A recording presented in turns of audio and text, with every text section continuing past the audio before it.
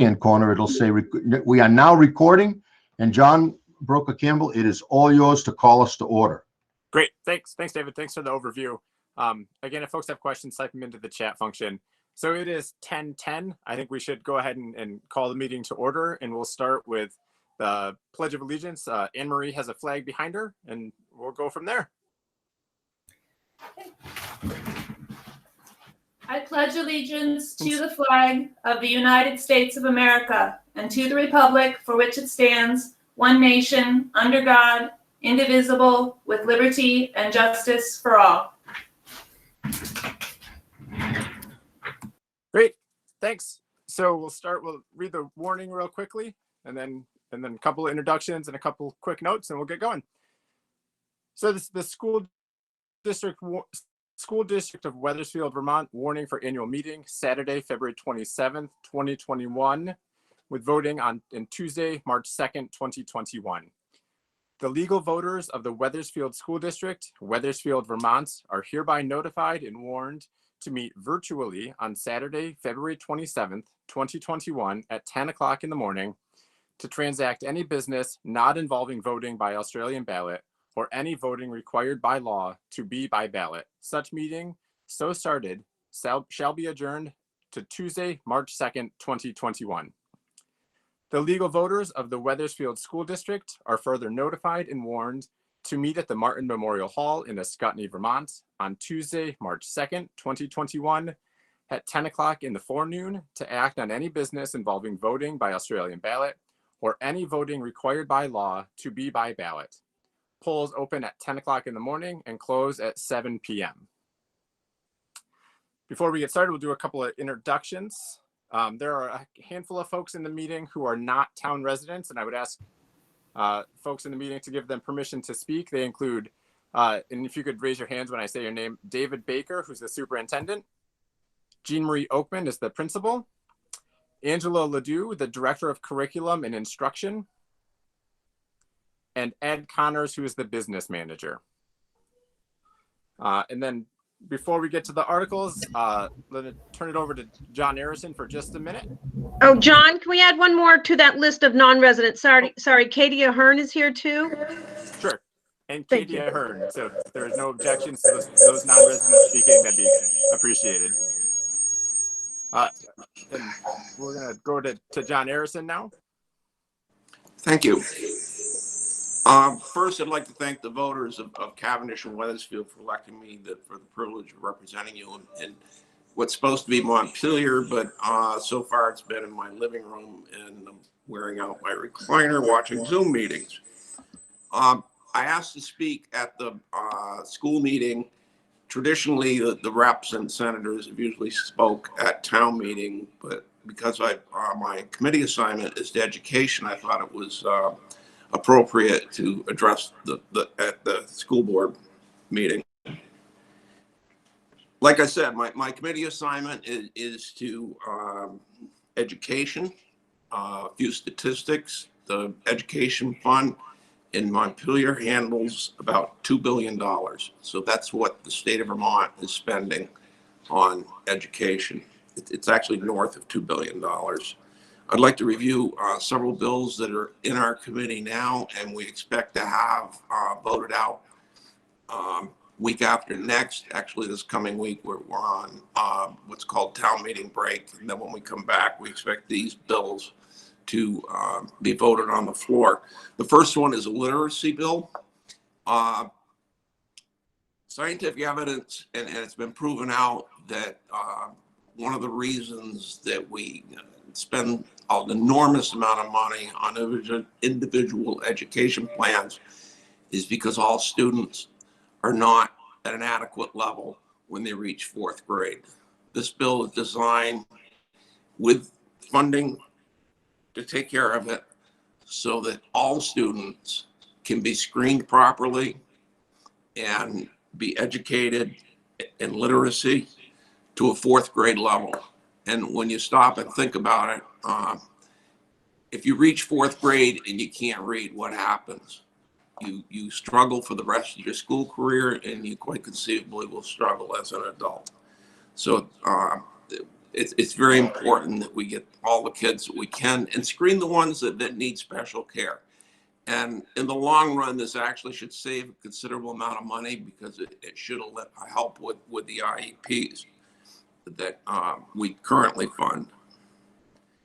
A bill that I've worked on quite extensively is the beginning step in reinstituting construction, state aid to construction of schools.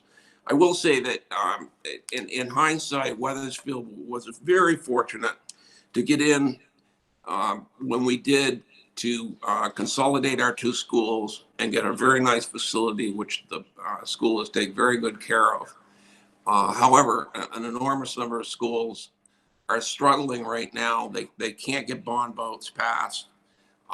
There's no state aid. State aid was froze shortly after our project was finished. There was a backlog of money that could not be supported, and they had to freeze it because the state bonding ability just wouldn't support it. So the state aid for building bonds has not existed since shortly after ours. It looks like our bond will be paid off in 2027, 28, and that's something to look forward to. The bill that's currently finding its way through committee and onto the floor will assess all 315 school buildings in Vermont for need. An area in the state that has been chronically underfunded, and the school buildings are in dire need of repair is the Northeast Kingdom, although there are others. Like I said, if you look around Weathersfield and even Windsor and other towns, you go, what's the need? Well, the need is there. Several schools that have bond votes fail because the number is just too high. They need the state support. Another bill is finding its way through committee and will be on the floor is a bill called Community Schools. And to make a short summary of what this is about, it's to better utilize our structures. There's a good example of a community school in Bennington called Molly Stark School, they offer dental care within the school, medical care for the kids within the school. They offer extensive summer programs. And when you stop and think about it, we got a beautiful facility that basically the lights are off in the summer and aren't being used. Another bill that I think is going to be on a fast track is, and this one's a little bit boring for most people, the current software that the state requires our district to use for reporting into the state, to be quite blunt, is a dismal failure. Ed Connor, if he's on, I'm sure would back me up on that. I won't go into that any farther. One thing that is coming down the pipe, and it's a law that was passed last year, is a change in education funding. It's going to shift some of the money around the state to different areas. When the Supreme Court Brigham decision was passed, it required the state of Vermont, to give equal education to all students. And a weighting formula was developed to give students a weight that was supposed to equalize the way the money was distributed. The numbers that were used were arbitrary and have proven not to be adequate to fulfill the goal of the Brigham decision. There was a weighting study done, and those numbers are going to change. There's going to be more factors figured into it. I know that there's been a test run that the school districts can use to see how you're going to make out. But in a nutshell, there's going to be, I don't like to use the word winners and losers, but that's more or less what it's going to be. Some people, district towns are going to go up and some are going to go down. Money is going to shift so that all districts within the state of Vermont will receive an adequate amount of funding so they can educate their students.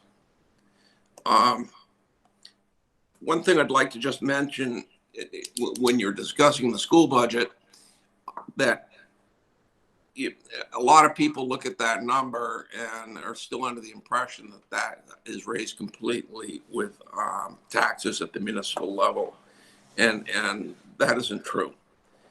I can give you some 24% of the $2 billion is raised from resident education tax. The rest comes from non-resident tax, which is a fixed number. Every town in the state has the same tax rate. 100% of the sales and use tax that you pay when you make purchases within Vermont goes to the education fund. 33% of your vehicle purchase tax goes to the education fund. 25% of a rooms and meals tax when you go out to eat goes to the education fund, and 100% of the lottery money goes to the education fund. And a good share of the $2 billion also comes from the federal government.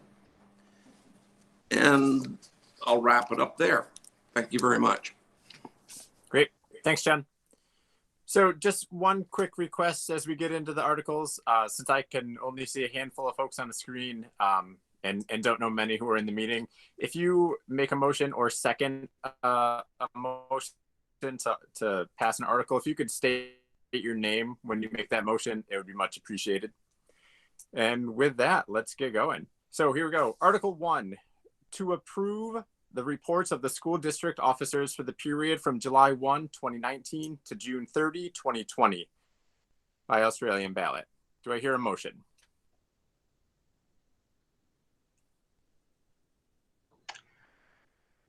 John, this Don't is forget David. to unmute yourself. Yeah, John, this is David Baker. Can you hear me? Yep. Yeah. So just so you know, yeah, and actually we're going to put the PowerPoint up with the ballots, and this may just be a point of order, and I think you can do it either way if people want to. I mean, they can approve the article, but the bottom line is the article is going to be voted on by Australian ballot. So I think really it's just more about questions on the article, comments, concerns, because this will get approved or disapproved by Australian ballot on March 2nd. If we're comfortable just not approving the article, then we can carry on to the next article if there are no additional questions on Article 1. And seeing none, we'll go to Article 2. To see if the school district will vote to authorize the school board to borrow money in anticipation of taxes to meet the requirements of the school district for the ensuing year, and to authorize the execution and delivery of notes or orders to the school district. Again, being voted on by Australian ballot. Is there any discussion on Article 2?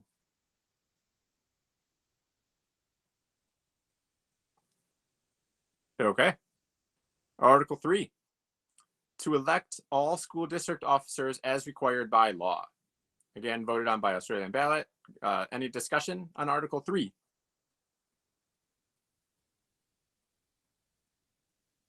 All right, we're moving now. Article 4. Shall the voters of the Weathersfield School District approve the school board to expend $6,573,775, which is the amount the school board has determined to be necessary for the ensuing fiscal year. It is estimated that this proposed budget, if approved, will result in education spending of $20,526.56 per equalized pupil. This projected spending per equalized pupil is 10.11% higher than the spending for the current year. Again, voted on by Australian ballot on Tuesday. And let's stop here for discussion and a presentation by the school board. Yeah. So again, this is David Baker, John, and I know that we do have a PowerPoint, and Anne Marie, our board chair, is going to lead us through that if there's no objection. So Anne, do you want to take it from here? Yes, David. I just also want to first introduce the school board and the staff. I'll start with myself, and then if everybody can just introduce themselves. I'm Anne Marie Redmond, and I'm the school board chair at Weathersfield School. Kristen, do you want to go next? I'm Kristen Brusso. I'm the secretary for the school board. Mark? Mark? I'm Mark Youngling, and I'm on the school board and the rep to the supervisory union. Jackie? Jackie? I'm Jackie Antonovich, and I'm on the school board as well as the teacher negotiations committee. And our newest member, Jamie? Hi, I'm Jamie Turner, and I'm on the school board. Okay, and then David, you want to start the staff introductions? Yeah, I will. David Baker, I've already introduced myself, superintendent. Angie, do you want to go next? Hi, I'm Angie Ledoux. I'm the Director of Curriculum and Instruction for Windsor Southeast Supervisory Union. Katie? Hi, I'm Katie Ahern. I'm the Director of Student Support Services at the Supervisory Union. And Ed, our business manager. Ed, are you on? Yeah, I'm here. Ed Connors, business manager, Windsor Southeast. Yeah, and then the local administrators and backbone of our school, Jean Marie. My name is Jean Marie Oakman, and I am the very proud principal of the Weathersfield School, wrapping up my 11th year here. And the real backbone of the school, BJ. BJ, do you want to introduce yourself? BJSD Secretary of the Weathersfield School. Did we leave anybody out? I think that's everybody, Ann. Okay, great. I also would like to thank the BAC that included Jamie Turner before she joined us in the school board, Janine Saragusa and Becky Christinger. They helped us to look over this budget and do the best job we could for the students and for the residents of Weathersfield. I'd also love to give a big shout out to BJ for all her help in getting this presentation together and everything else she does too for the school. And I'd also like to thank former board chair Sean Whalen and former board member Robin Tyndall for their service to the school board in the past year. I guess we can get started now. Next slide.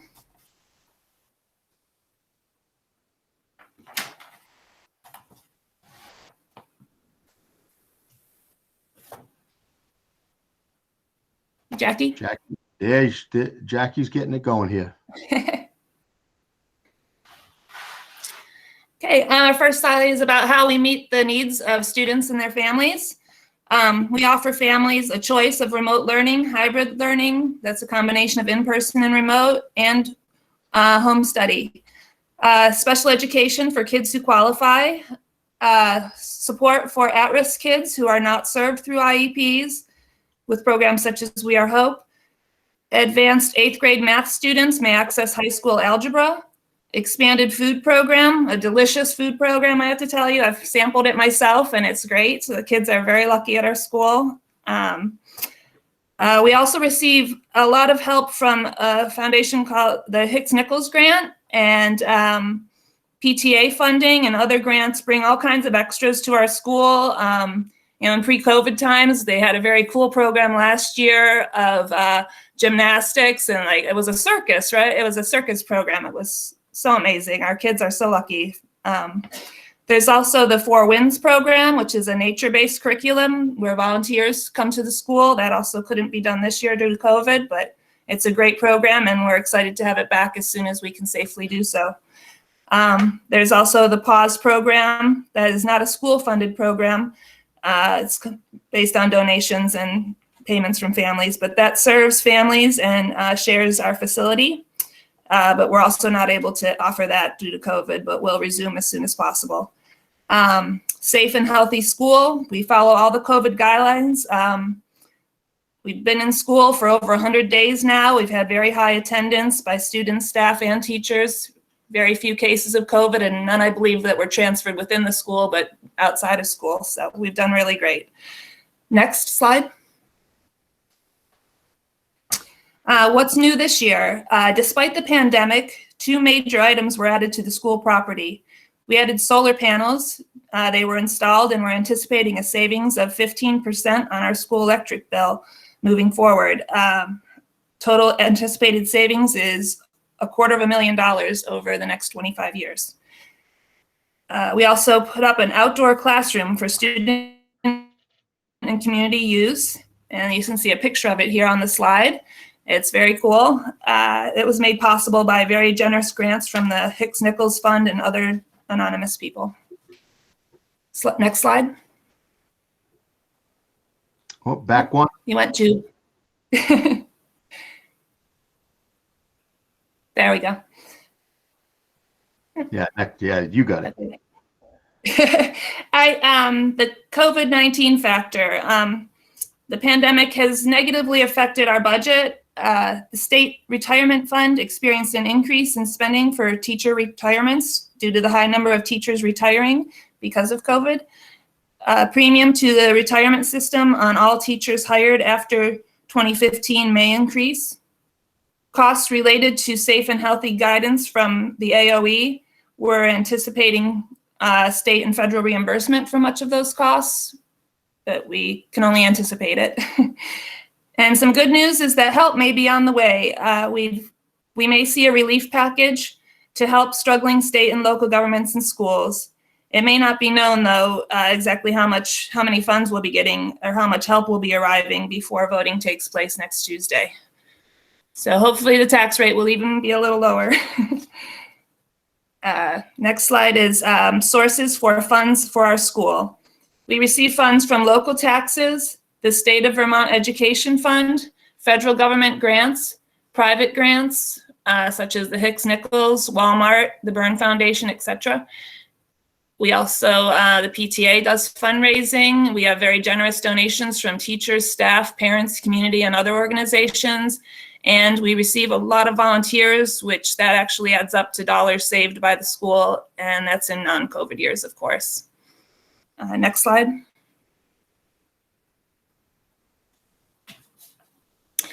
Volunteers rock. On a non-COVID year, Weathersfield welcomes volunteers into our school. And usually we receive about 100 volunteers per year. And that's on things like the Budget Advisory Committee, Coaching for Sports, 4 Winds, Hicks-Nichols Committee, PTA, Book Fair, chaperoning various events, academic teams, and PLP mentors. The volunteers contribute approximately $50,000 in in-kind service every year in savings to our school by having those volunteers. Next slide. We want to express gratitude to all those volunteers. We're so happy, and we hope to have you back next year. Next slide. Our goals for the FY22 budget: to maintain a staffing plan and program of studies which supports the whole child, intellectually, emotionally, socially, and physically, to meet the Vermont education quality standards set by the State Board of Education, and to retain the trust of voters by bringing forth a responsible budget. Next slide. Okay, this is the projected enrollment slide.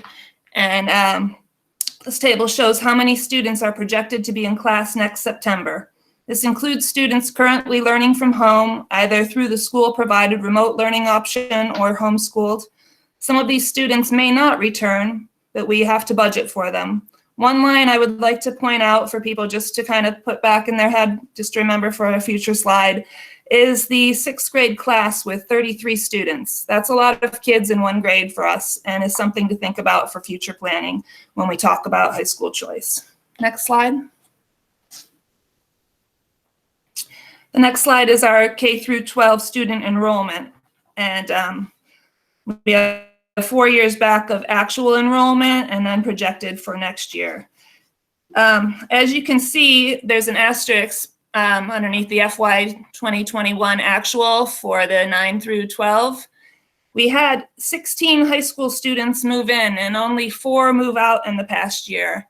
That's quite unusual, and we attribute that probably due to COVID and people moving to Vermont, which is, of course, a very safe state, and we're very proud of that here. And I think a lot of people have seen the numbers here, and they've just decided that it's a great place to live, and so they've moved here. And we've had a big influx in students. So that's 12 new high school students. Last year, we only budgeted for 86 students, so that was quite an increase for us. Next slide. These are the FY22 projected high school tuition students. And on this slide, you can see it gives more detail about how much we pay for each student and how much those went up this past year. Currently, Weathersfield has school choice for high school students, and we don't have any restrictions. Students may choose any school that meets state requirements. For any public school they choose, we pay the full rate set by that school. For any private school, we pay $16,639, and the student and their family pay the rest. As you can see, tuition cost has risen considerably. Springfield, where tuition rates went up almost $1,700 per student, was one of the highest increases. We're also dealing with those extra 16 high school students than we projected for in our budget. You'll see on the next slide, but still stay on this one, that those two things combined caused us a huge increase. And then also, we have to think about the 33 students that are going to be coming up in the 6th grade. So while this not as big an increase, when that happens, we could see a large increase in the year those students move to the 9th grade. The reason I mention this is that we may want to think about putting some limits on school choice, particularly if this budget doesn't pass. I would like to get an idea, and this is in the question and answer time, of how the town feels about that. Nothing can be changed on this topic at this time, but I'm just hoping to get a little feel for how people are feeling about that subject, because we can't easily find $400,000 to cut. And we don't have any choice but to pay the high school tuition. So if this budget doesn't pass, we would have to cut from the K-8 students. Something that we could, however, do in the future is designate between 1 and 3 schools. Then we could negotiate with those schools for tuition costs. Most of our students already go to 1 of 3 schools, Windsor, Woodstock, or Springfield. You'll notice our totals are all the highest for those 3. There's only a handful of students that go elsewhere. Students would still be able to go to other schools, but they would pay the difference in cost. This or any other change in school choice would, however, need to be voted on by Australian ballot and will not happen in time to help us with this year's budget. Next slide. FY22 general fund projected budget slide. On this slide, you can see the total increase of this year's budget is $414,803. You'll note this almost matches and actually is a little bit below the $440,561 high school tuition increase. In other years, tuition increase have fluctuated about $50,000. If this had been the case again this year, we would be looking at little or no increase over last year's budget. Most of the other items in the budget remained even due to strategic cuts that Principal Oakman made in an attempt to zero fund this year's budget to keep taxes from increasing. The Budget Advisory Committee also made further recommendations when it became clear that we needed to do something more to help lower the tax increase that we were facing. Those cuts included the We Are Hope program, summer school, foreign language, and the athletics bus. We very much hope to be able to bring these programs back as funding allows. A couple of items that may stand out if you're looking over the numbers are the transportation and SU assessment lines. But I just wanted to assure everyone that this actually is caused by transportation moving from the Weathersfield budget to the SU budget, so it all just balances out. It's really not a difference in cost. Some good news is that we are planning on saving on energy costs due to our new solar panels, so you'll see a decrease in that line, so that's great. Next slide. Shared expenses across the SU. Sharing some significant services across the SU helped to avoid a forced merger under Act 46. Achieving economy of scale, payroll, IT, HR, special education, maintenance and curriculum, buffering budgetary impacts of students moving into or out of the district, especially as with special ed, balancing some loss of direct local control with the benefits of savings and shared risk. The food service program, that's an example of reclaiming if a shared arrangement wasn't working out for us. But actually now they've all joined in with us because our food service program was so great. Transportation is another one then that was just started this past year. Next slide. The supervisory union assessments. This includes special education, technology, the SU office, and the early childhood program. The budgeted amounts are based on last year's totals and what we already know about next year. At year end, if the actual amount spent is more than the total paid by all parties, we get an extra bill to make up the difference. Next slide. This is the SU projected assessments. And so you can see the difference between the budget and then this year. And this again, you'll note the assessment from last year to this year, that larger increase this past year is due to transportation moving over. Otherwise, our SU assessment actually was slightly lower this year than last year. Next slide.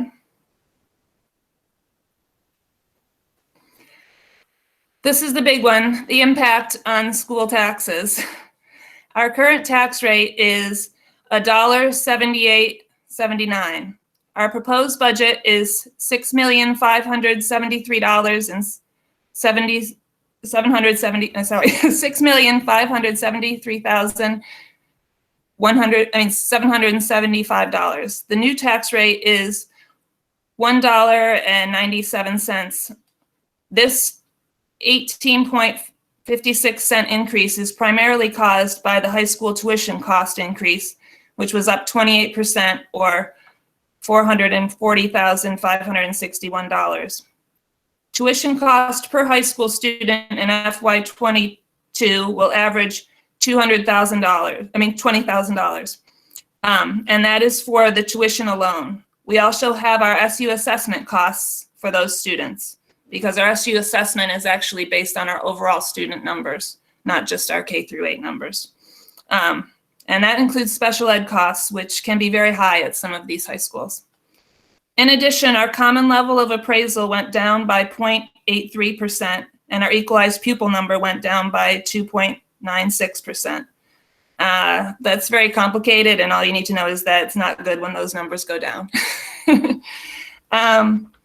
To get the tax rate, the state takes our budget and uses formulas to figure out our equalized pupil number to adjust for our CLA. I want to stress that the CLA, as the common level of appraisal, doesn't really affect the amount of taxes paid.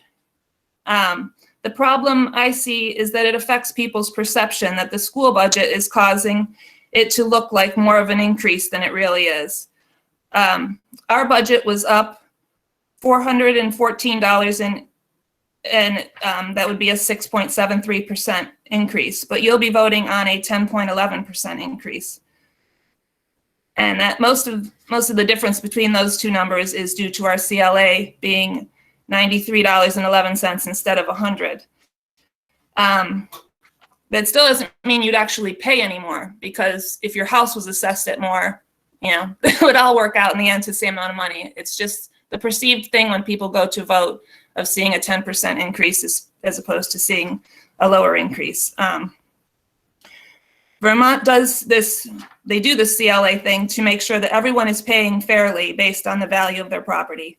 So a town that just did assessments and has their properties taxed at their full value aren't paying more than people in towns that haven't assessed in a while. One positive thing to note, however, is that the state education fund is no longer showing a shortfall. So the 9% increase that they had warned us about this fall and into the winter is not going to happen. So that's awesome, because our taxes are high enough, right? Next slide, please. Tax rate. Current tax rate is $1.7879. The new tax will be $1.9735. This is an increase of 18.56 cents from last year. So if your home is worth $100,000, you will see an increase of $186 for your year property taxes. If your home is worth $250,000, you'll see an increase of $464. An increase of $928 is equivalent to $77.33 per month. This number does not include reductions due to income sensitivity. Anyone making less than $136,500 should go to the Vermont State website or call the town hall to get forms to fill out, because your taxes will be lowered pretty significantly if you make less than $95,000 a year. You pay based on a percentage of your income rather than paying based on what we're presenting you with today. And those forms need to be filled out every year, not just once and it's done. Every single year you need to fill those out with and file them with your state income tax. If I can have you take anything away from our presentation today, it is that the increase this year is caused by a huge unexpected increase in high school tuition costs. The only thing we can cut is from K through 8. So if this budget doesn't pass, that is where the cuts will have to be coming from. We can't avoid paying for high school tuition, and any changes we might decide in the future to make won't affect the amount we need to pay next year. And I guess next slide, and we'll be, Angie Ledoux will be taking over a presentation. Thank you, Anne Marie. I've been invited here today to speak to you about the Portrait of a Graduate work and our strategic planning work that we've been doing for the last 2 years. The Portrait of the Graduate, I've spoken about at school board meetings as well as other meetings across our supervisory union. In April of 2019, the administrative team attended a workshop where we heard a very interesting presentation about the Portrait of the Graduate and the potential the Portrait of a Graduate provides a school system for direction in meeting the needs of all learners, all of our future learners, our students who are in our schools today and who will be in our schools in the future. The Portrait of a Graduate process, next slide, please,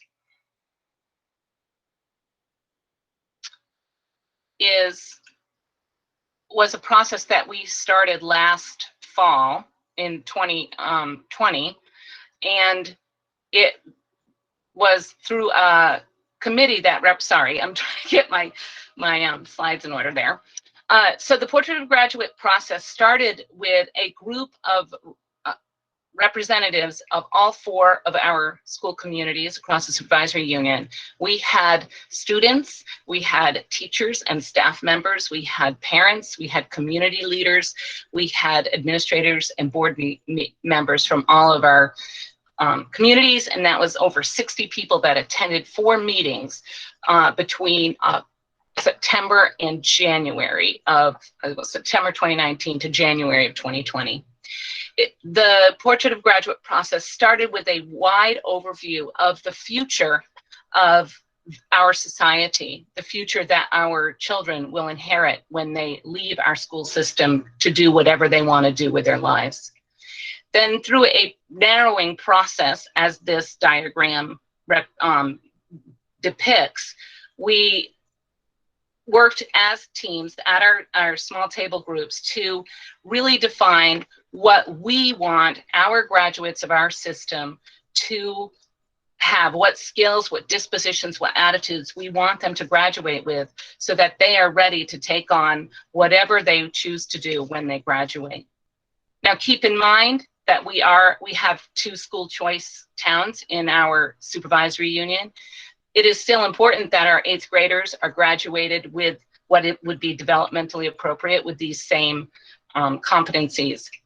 In fact, our staff at Weathersfield, I know, have used the competencies as themes for this year as we rolled out the portrait to them last June. Next slide, please, Jackie. So now that we have this portrait, what do we do? So how do we get from portrait to the pathway that students will take and in our practice? And that started in January. We got the graphic that represents all 4 towns, north and south of the covered bridge in Windsor, and Manascutney, which can be seen from all 4 towns. And we then went into the strategic planning process, which started with a deep dive into the data. Our consultant, Battelle for Kids, took the data. I mean, and this was like newsletters and student attendance data and staff attendance data and programs of studies for all of our schools and all kinds of things, newsletters, etc., from the SU and from schools. And our consultant took a look at that and then brought us back some patterns and trends that he saw in the data. Our first meeting was going to be March 12th. And as many of you know, what was happening on March 12th, things started to shut down. We're very proud of the fact that we could get 20 or more members of our Portrait of a Graduate team to join us. And we had some new members as well who joined us in May to start the strategic planning work. And we worked throughout the summer. And the first thing was to design the strategic framework. Our consultant brought us the framework, and then throughout July and into early August, a smaller subgroup of the portrait of the strategic planning team met to look at what was suggested and brought to us, and then we would edit, we would revise, we would talk about what we wanted. It was very much a collaborative process. Next slide, please, Jackie. So this slide represents that process. And when we originally asked for strategic planning team members, many of our portrait members were looking at a spring sports season and thinking, well, I'm not going to be available, I'm going to have spring sports. So even though our strategic planning team was smaller, we feel confident that we got the voices of all 4 of our communities represented in those meetings. The final product that we decided on had 4 goal areas. That was student success, culture, student wellness and engagement, and information and communication. Next slide, please. In November, the board adopted the strategic plan, and I'm just going to give a brief overview of those 4 goal areas.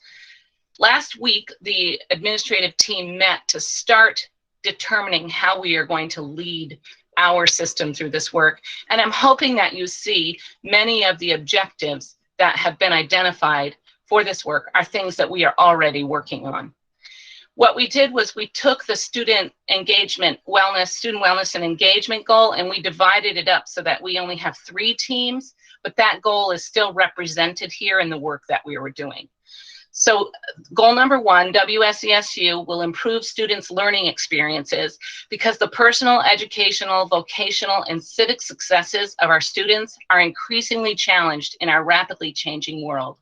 Those strategies include developing a learning framework, which will provide the conditions and define what the conditions are for learning across the supervisory union, an assessment system that really supports student learning, and extended learning opportunities that allow students to have authentic and real-world learning experiences, and that's pre-K-12.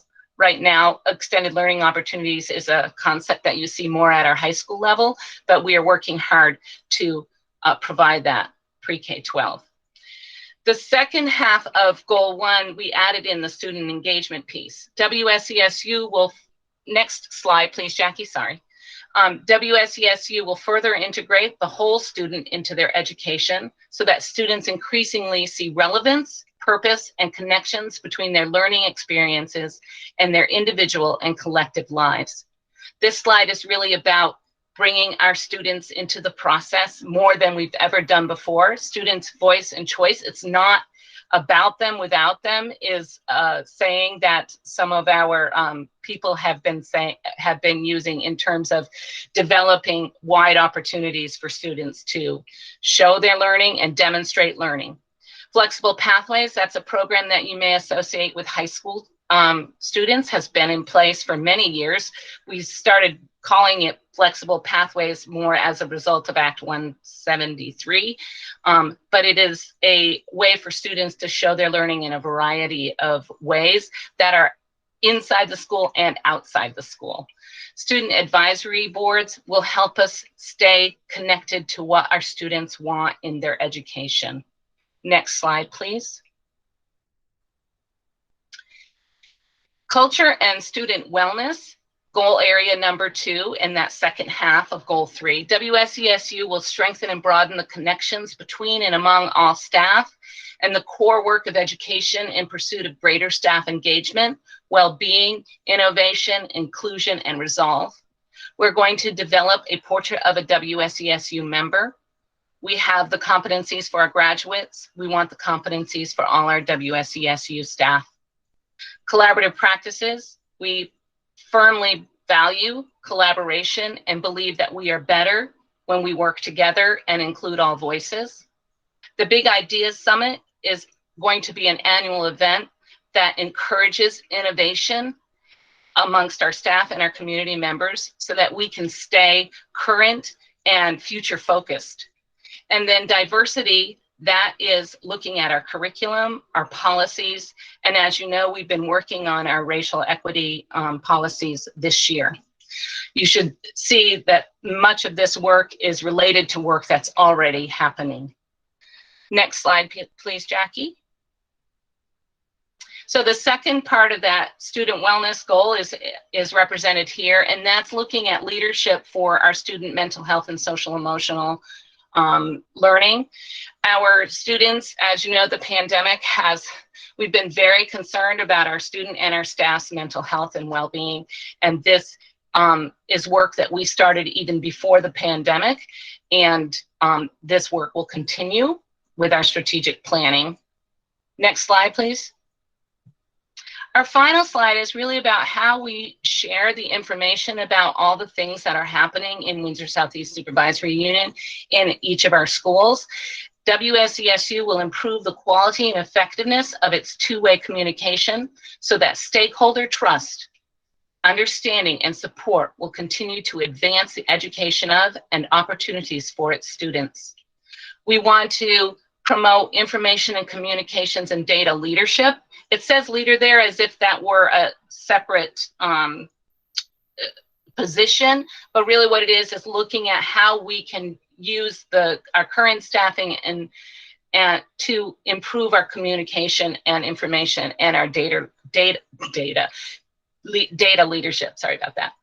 We want to make sure that we are being accountable for the work of the strategic plan. Our communities spoke, we listened, and now it's up to us to make sure that the work happens and that we stay focused on the strategic plan goals and objectives. That's the strategic plan progress monitoring.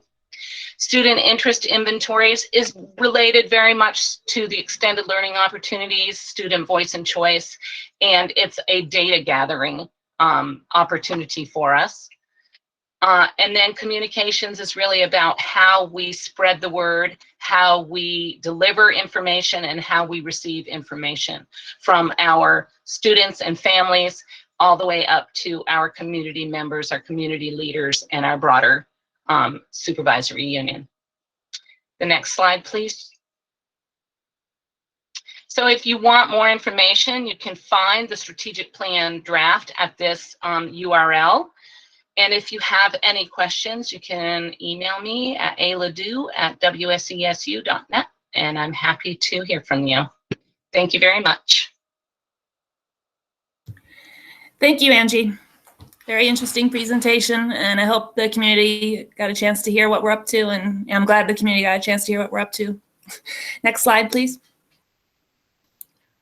The Panther Pride welcomes new staff members. I'm not going to read all the names here, but we had a lot of new staff, and you can read those over.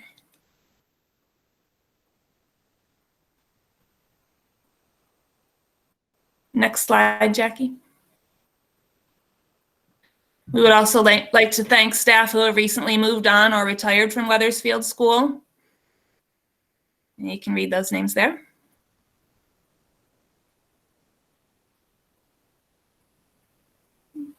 Next slide, Jackie. And also, I think most of the community probably already knows this, but if you don't, Jean Marie Oakman is going to be retiring at the end of this school year after 40 years in education. Mimi Oakman, as she's come to be known by the students, makes every child in our school feel welcome and cared for. She'll be greatly missed, both for her warm, friendly nature as well as for her excellent leadership. We wish her well in her new position as full-time Mimi to her own grandchildren. And I guess this actually was written before we hired our new principal, but I hope that we did do as good a job hiring him as we did when we hired Jean Marie 11 years ago. Jean Marie, do you have anything you want to say? Well, I've actually been an educator 44 years, so you can probably figure out that I am old enough to retire.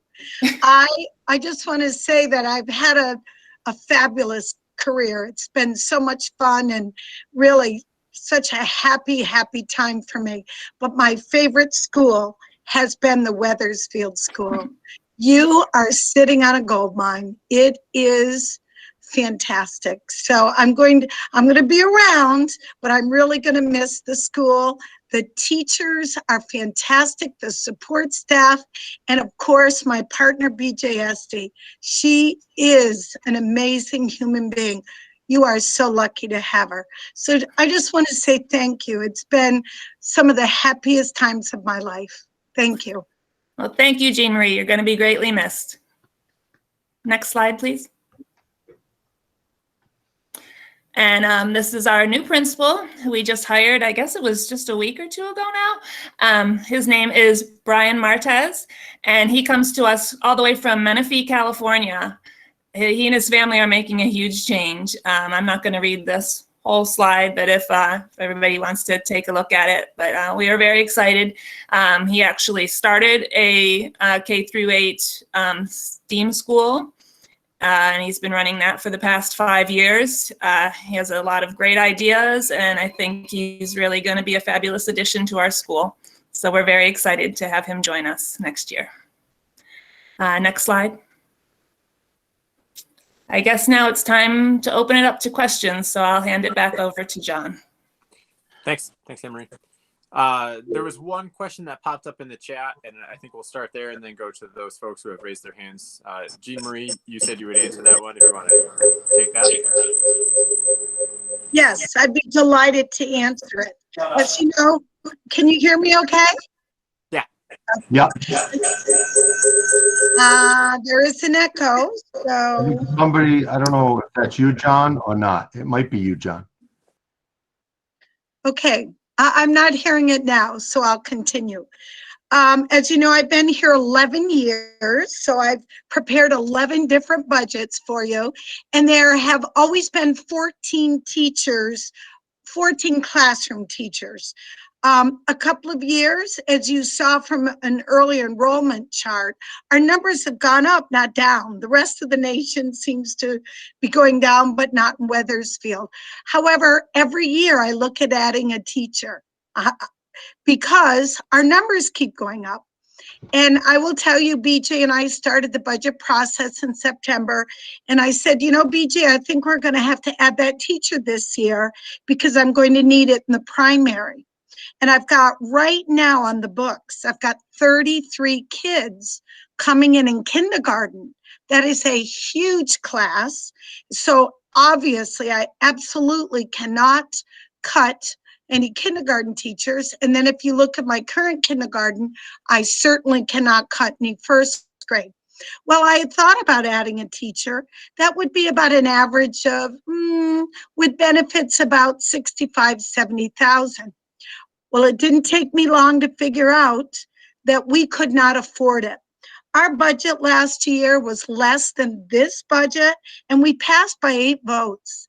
I'm a realist, and my background is school finance. So I knew that if I put in a 15th classroom teacher, that it would, and you can see now by our budget being up 10.11%, it just would have pushed it over.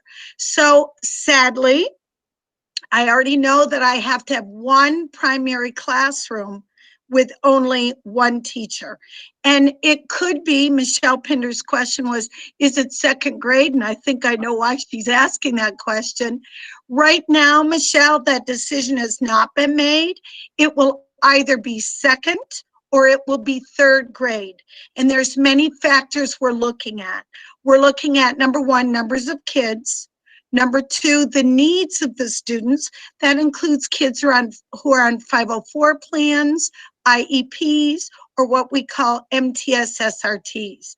So it could be second grade, it could be third grade. I don't want to alarm you, but if the budget goes down, I don't have enough pencils and paper and equipment in my school budget to cut that. So if the budget were to go down, really the only thing I could cut would be a teacher. I don't want to do that. I am very hopeful this budget passes, but I just want to be honest with you. If the budget should not pass, then it's possible there'll be 2 primary classrooms with only 1 teacher. Okay, thanks, Jean Marie. There was another question that came in through the chat, just I think it can be answered without, we can deal with it. Jackie, can you put up the question to put up the slide with the projected enrollment? We're there already. And then, BJ, do we have a list of folks who have raised their hand? Yeah. I think it's Olivia Savage, which I think is John Arison, and Susan Tyrell. And I'm not sure if that's both John or not. There seems to be some feedback when he comes online. Agreed. Yeah. And John, can before I ask the question? Hold on just This one is second. DeForest. David, go ahead. If you could repeat the question for the record, because I'm not seeing them on the slide when they're being asked. So I'm hearing an answer, but no question. Okay, got it, DeForest. David, do you want to say something first? Yeah, no, I was going to suggest that same thing. And the other thing I wanted to do is maybe just quickly before we take questions, go back to slide 18. I mean, I just want to be clear, and you did a great job on presenting, but I want to be completely transparent because it could have been implied that the SU budget went down.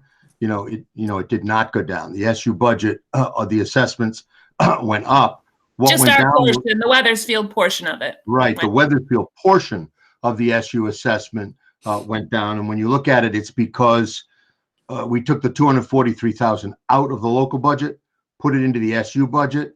So the difference there, if you subtracted that out of that increase, you actually, if we hadn't done that, your assessment would have gone down by between $7,000 and $8,000. So I think that's what. And again, Ann, you did a great job. I just wanted to clarify that. Now we can just go to question and answers, John, as people want to do that. Got it. Sounds good. We'll go from there. I'll just go through them as I see them pop up in the chat. Susan Hindiger asks, can you show the enrollment next year versus this year, please?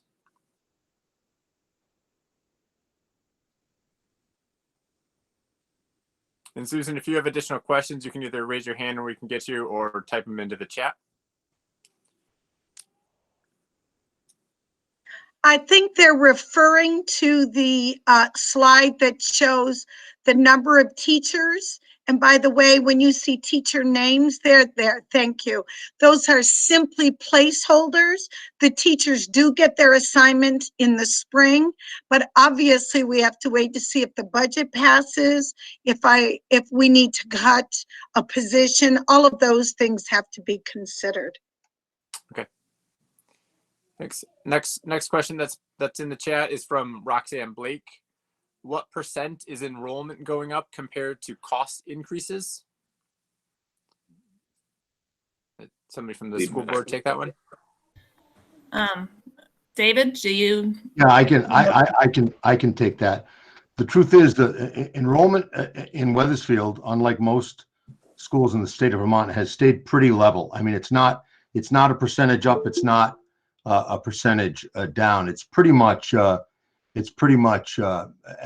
I'm talking about the K-8 enrollment now, has stayed pretty steady in the 235 to 241 range. What is going up is the high school enrollment, right? And that's the slide we we certainly showed you where you did get this increase of a net of about 12 new high school students, and that's the part that's going up. But the K-8 enrollment is staying pretty much even, and quite frankly, the K-8 budget, if you take out the tuition, the K-8 budget is stayed just about even. But again, you have to pay for those high school students, so that's the bottom line.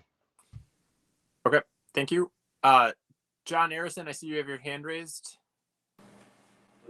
Yeah, the first thing I'd like to ask is, I'd like to ask everybody to give a big round of applause to Jean Marie.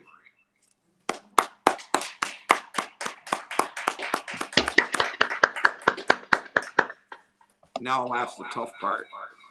The enrollment numbers, I'm still getting the feedback.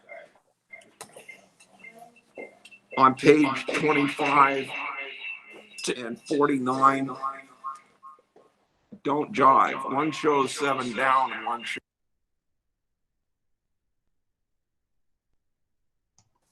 I think there's some feedback issues at the town, John, or anybody. Anybody at the town, if you're able to type that question into the chat and remute yourselves, we will get that question answered. John, try turning down, Arison, try turning down your volume. On your device you're using, John, turn off the volume. Yeah, just mute your volume, John. We should be able to hear you. You want to try again? John Arison, if you still have a question, you can keep your hand up. If not, if you want to, we'll carry on. If you can put your hand down and re-raise it if you have a question. Go ahead, John Arison. You still getting feedback? No, not as much. That's better. What my question is, on page 25 of the town report versus page 49, the enrollment numbers don't jive. You're showing an increase of 49 students next year. And on page 49, it shows a reduction of 7. And that's backing out the current enrollment, which isn't in there for kindergarten. It just doesn't, the two numbers don't jive. And I was wondering which one is, I realize it's projected, but they don't seem to. I can address that, John, for the K-8. So if I actually have a paper I wish I had on the slide that I could show you, that it's current enrollment and projected. What's happened, John, is not every student is in person. So right now, we have a population of in person, and then we have a population of remote, and a population of home study. We have to plan for all of those students returning.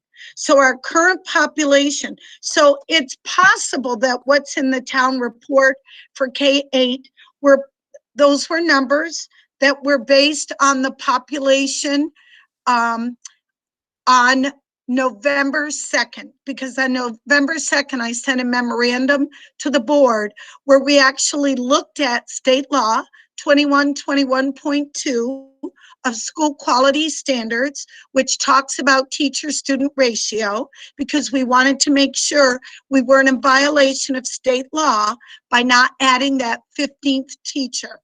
So I did that memorandum, and at that time it was based on the numbers of students we had in all 3 of those categories: in-person, remote, and home study. Well, I had to update it on the 19th of January because we had students move in.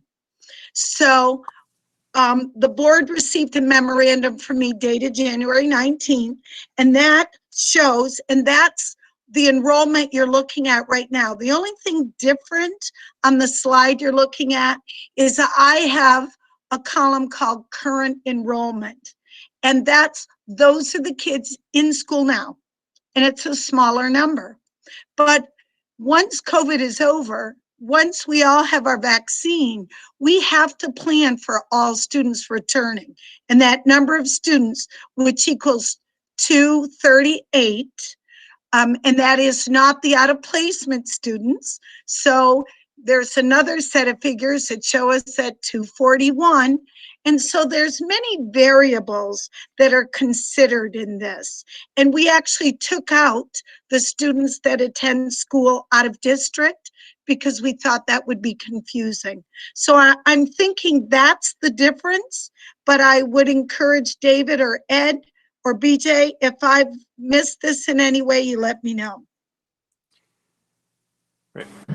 Thank you. From my perspective, that was very helpful. Great. Thanks.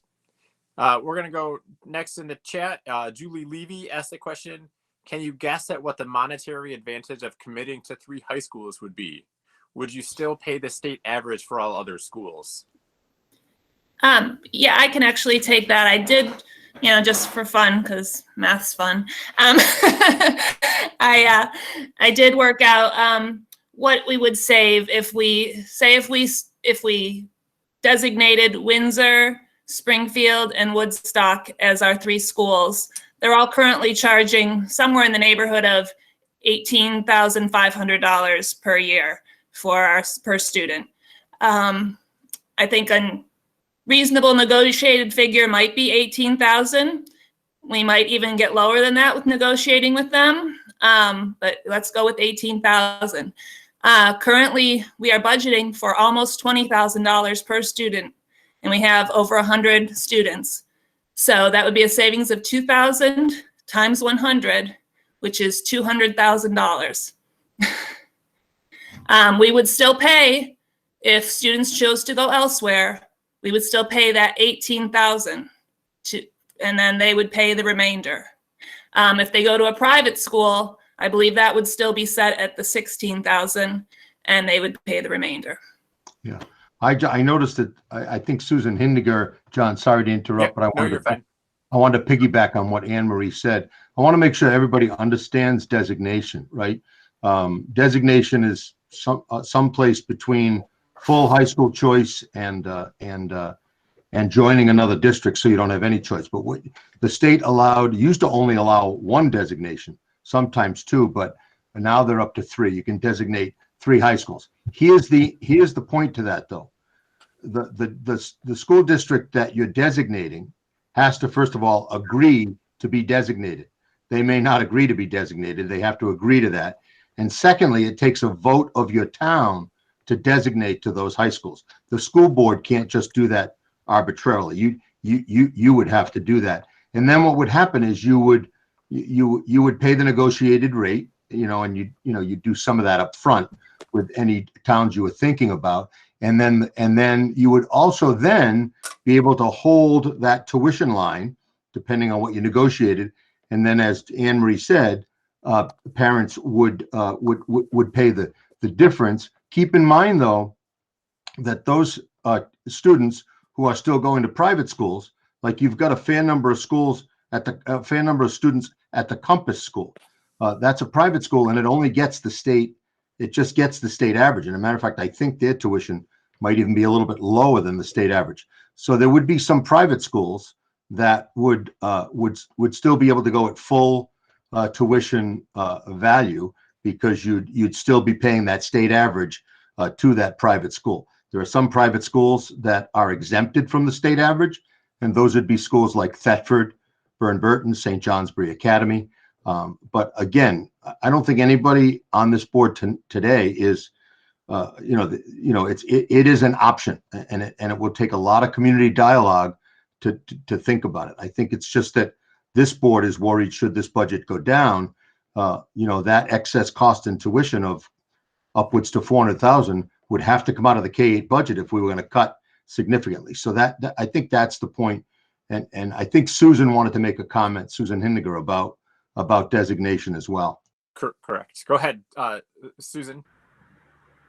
Thank you. I did some calculations this morning using the data in the town report, and I looked at the 21.54 equalized increase for high school students, and I used the tuition figures that are on page 25 of the town report. The average, if we limited our school choice to just Windsor, just for the sake of argument, Their tuition is $18,245, and if all of our high school students went to Windsor, we would save $19,000 off a almost $1.9 million tuition bill. If we said, okay, Windsor and Springfield, and 61 families would lose their first choice because 61 families do not choose Windsor. If we restricted choice to Windsor and Springfield, it would cost $3,720 more than we're already paying, because some of the private school tuitions are significantly lower than some of the public school, than all of the public school tuitions. So there's not an automatic savings. And if, as was suggested, we limited our choice to Windsor, Springfield, and Woodstock, and negotiated the average tuition, their average tuition of those three schools next year is $18,636.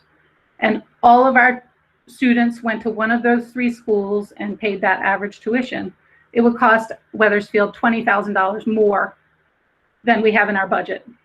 So it's a false equivalency. I am very skeptical that somehow these schools would negotiate their per student tuition down from what it costs them to educate our kids.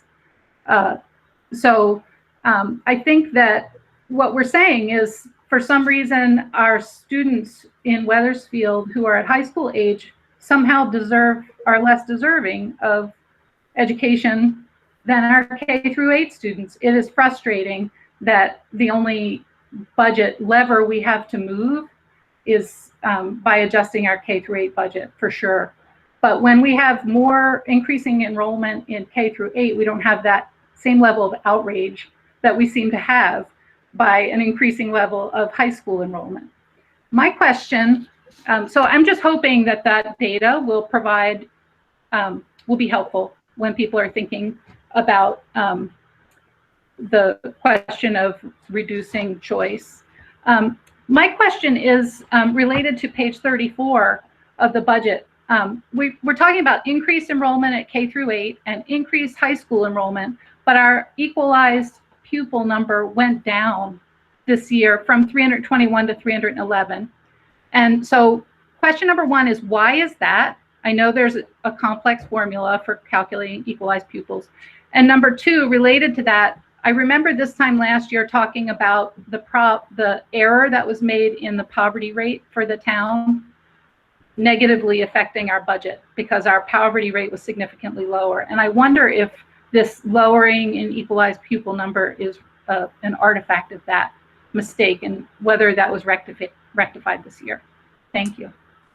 Okay. I'd like to just start, but then I'll pass it over to Ed.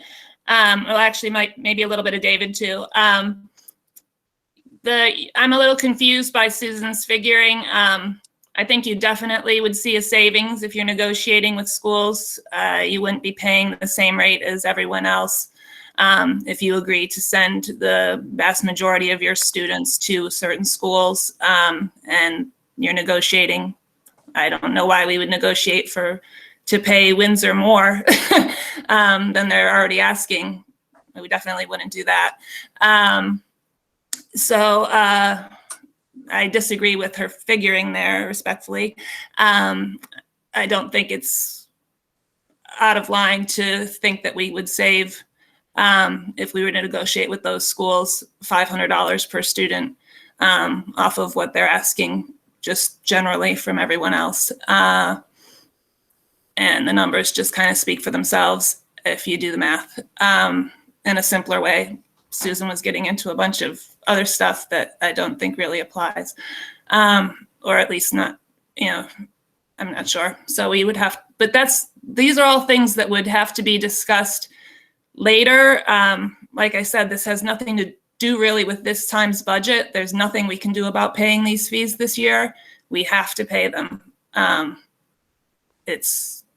It's what we as a community agreed upon for our high school students. And unless we do this by Australian ballot, it's going to take a long time. We probably would have to grandfather in current students. I don't know if we could change what current students are doing. So this is all something to talk about for the future. Has nothing to do with this year's budget. except for that the high school tuition is what caused our increase this year. And we're just hoping that the voters will see that and that they won't vote our budget down and cause us to have to cut from the K through 8 students. She did mention about K through 8 and having more students come into K through 8. That's easily absorbed at our school. We have a very nice modern building, and more K through 8 students don't cost us a dime, really. But when students of high school age move into our town, they cost us $20,000 at least per student. Ed, do you want to answer her other question regarding the equalized pupil number? The poverty number was corrected, so that's not a factor. And the second part is that the overall poverty rate in Weathersfield has been declining over the last couple of years for multiple reasons. So putting that in place with the actual counts that we are getting from Power School, which is what the state uses for their CLA, not stuff that's on page 25. It's on page, what I put on page 33 is what Power School says, and that's the data that was used by the state. Now, I can't speak to the formula and how it was calculated using poverty rate and free and reduced lunch and all of those other things, but I can tell you that the poverty rate in Weathersfield has been declining over the last 3 or 4 years, and that the numbers are calculated based on the Power School counts. Yeah, let me just add to that, John, quickly. This is David. Because Susan, I think you asked an excellent question, and I really appreciate the fact that John Arison came in to meet about equalized pupil too, because the legislature is looking at equalized pupil, and I think he said that in his report, that they understand that there are some fundamental flaws in equalized pupil, and they're trying to correct that. Much more expensive to educate a child in a rural town or in a rural area than it is in a more suburban area, and they're going to rectify some of that, and we're going to see some relief over the next couple of years. But Susan, to your question, when you get those 12 to 16 new high school students, let's say over the summer, and they go into your totals, what happens with equalized pupil is it's a 3-year rolling average, and it's capped on both ends by about 3%. So you're never going to see all those kids in that equalized pupil. And I think what's happened is we've had some minor decreases in the last couple of years, and then some major increases. This year is a real bubble year in terms of that high school population. I mean, we went from 92 projected, or whatever that was projected, to 102 kids. And I'll tell you, BJ has looked at that so closely each and every other way, and at least 12 of those high school kids, we did not know them. They did not come through our K-8 system. So that means, not surprisingly, families are moving to this area. I think COVID has driven some of that. I think the beauty of living in a small town attracts people, and they bring their children with them. Brian Martez, the new principal candidate, will bring 2 kids with him. One of those kids will be going to high school. I don't know if he'll move to Weathersfield, but he wants to move to one of our towns in this supervisory union because, they see the safety in living in a small town, and the community that drives small towns, and people are attracted to that, and they're getting more attracted to that. So it's a blip this year, but I bet you it's a blip that we're going to see for the next several years, including, as somebody pointed out, a 6th grade class, which is fairly large, and those will become tuition kids in three years from now. But I really think it's more about the town having a good, healthy conversation about this. And I know that this town and Heartland support school choice. Quite frankly, my kids lived in a town with school choice. It's a very attractive option for parents. And I think it's just a matter of understanding that sometimes in some years it costs more because you have kids move in that are in high school, and other times it might cost a little bit less. But I think we just have to keep our eye on that on that ball. Great. Thanks. Jean Marie, did you have anything to add, or did the question? I have something to add, actually. I have something to add. Sure. Go ahead, Ann. I just wanted to add that I am in no way advocating for getting rid of school choice. I love school choice. My son uses school choice, and I'm in no way advocating for getting rid of school choice. We are advocating for maybe putting some limits on school choice. Students would still be able to pick whatever school they want. Just their parents might have to pay a bit if they choose a school that's higher than our negotiated rate. And that's all. Great, thanks. John, it's Jean Marie. I did want to mention in my tenure at one time, our poverty rate was 58%, the highest in the supervisory union, which entitled us to a lot of CFP, Consolidated Federal Program grant money, Title I and Title II, and those days are gone. We only have a 30% poverty rate. Ed's right, that has gone down steadily. Kristen Brusso wrote something in the chat I just want to speak to, and it is true that we do pay high school tuition, and there are some schools that do charge an additional charge for students on IEPs, and that's not true in Windsor, and I think that's the point she's making, because we already pay special ed through the SU assessment. So I just wanted to mention those two things. Great, thank you. I wanted to go back to a question that popped up in the chat from Nate McNaughton. I'm curious what % of the town will actually see the increases in their tax rate due to income sensitivity. Does David or Ed, can you answer that? Yeah, John, I can take that, and Ed, you can back me up here. We usually get a sheet that indicates,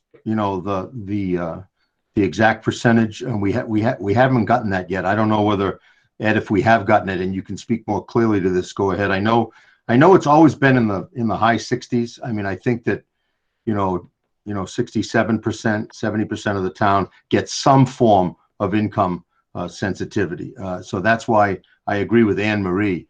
If your income is, and that's household income, is under that $130-some thousand, I think you do this anyhow by product of filling out your income taxes, but just make sure you fill out that I think it's H-111 form or whatever it is that qualifies you for that payment and that rebate, because it's going to help you out tremendously. Great. Nate, you have your hand raised. Do you have an additional follow-up question on that topic?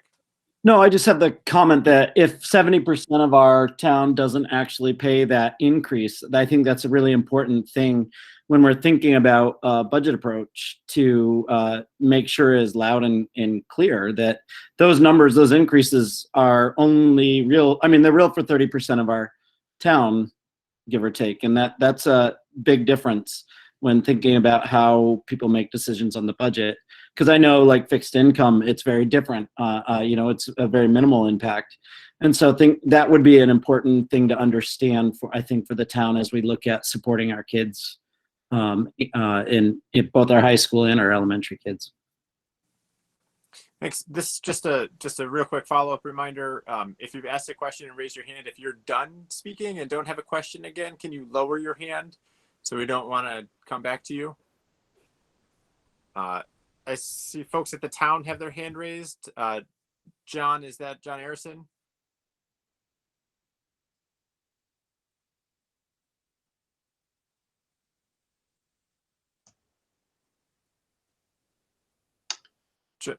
John, I'm not sure if you're attempting to speak, but you're muted. If you don't have a question, John Arison, can you lower the hand, hit the hand button again to lower your hand? Thank you.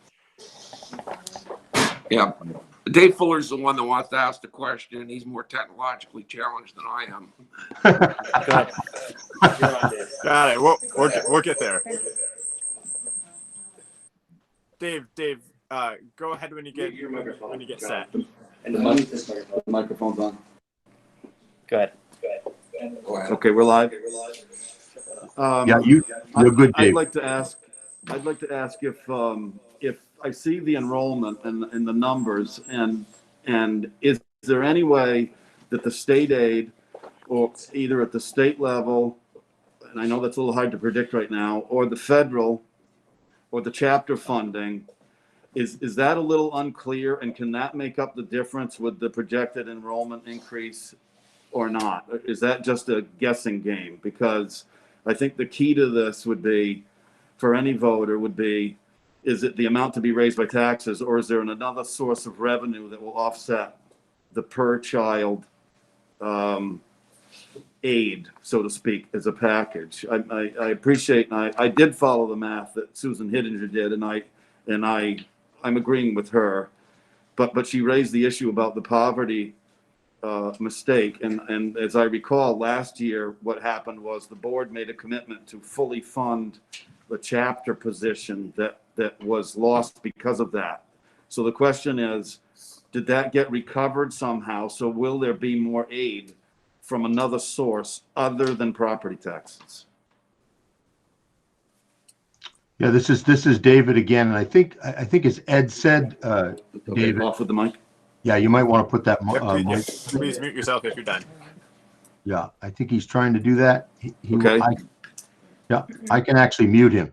It's the only time I would be able to actually formally and legally mute Dave Fuller. So I just did that. But anyhow, here's the bottom line. I think Ed tried to explain that, Dave, that we did fix the poverty error, so that's not translated here. The problem you've got in Weathersfield is that your poverty factor, or your poverty figures, and I think in some ways, this is relatively good news. It's not good news financially, is coming down. As Gene said, you used to be up around 50%, and now you are literally down around 33%, or in the low 30s. So actually, as people come up and buy houses, as the community continues to, and I know it doesn't look it in the middle of COVID, but continues to do well, you don't have the kind of poverty you had, let's say 5 years ago or 6 years ago. So unfortunately, all those chapter monies, those federal monies, we can share a little bit of that, but it's really hard when your poverty factor is that low. So David, can I just say, one of the things that has to be clear here is that you're voting on the budget, the general fund budget. Are there going to be other sources for FY20, the FY22 budget that we're voting on, or that you're voting on, that would affect this year? No, there aren't. There are not. The monies that we're looking at are coming from, we've already factored in some monies from the COVID relief funds that came in back in March of last year. So where you'd see a result in that is if there was a surplus in this current year because of some of those costs being offset. But the federal grants that you're talking about, David, are grants that are used for additional services, okay? So those additional services can't be stopped. We can't just simply take a position out of the general fund and move it over to one of the title grants or something else like that, because that would be considered supplanting, and there are some pretty severe penalties for doing that. So when they put together the CFP budget, or the Consolidated Federal Program, which is with the budget, which is the one that is related to the poverty rate, those are services that are going to be used to help those students that are in that range. So they can't be, it's in addition to what you're normally paying. So how they calculate the eligibility, that's a whole nother factor that Angie Ledoux does. The fact of the matter is that none of that money helps the general fund. It's all in addition. Okay. And Jean Marie, if you wanted to comment on what you put in the chat there. Oh, Dave Fuller was correct. We did have a Title I math teacher that was paid for through title funds. You have to have a poverty rate of 40% or higher. And in fact, our other two of our 3 schools or 4 schools, I believe, meet that criteria. So I will say I'm very proud of our school board, had the foresight last year when they were building the budget to put in for that math teacher at the local level, because we knew the poverty rate kept going lower and lower, and we recognized the need for support for students in math. Now, the reading teacher that we have, our literacy expert, she was put in the budget a couple of years ago when the poverty rate started to go low, and we couldn't support both positions through federal funds. So we were disappointed when we lost the math, but we were proactive, put it in the local budget. And I will tell you, those are two services that must remain in the local K-8 budget. They are absolutely essential to the support of young learners. Okay. BJ, have you captured any other raised hands that I've missed? Nope, I think you're good, John. Okay. Is there any other discussion on Article 4? Okay. Let's move on to Article 5 then. To transact any other business which may properly come before the meeting.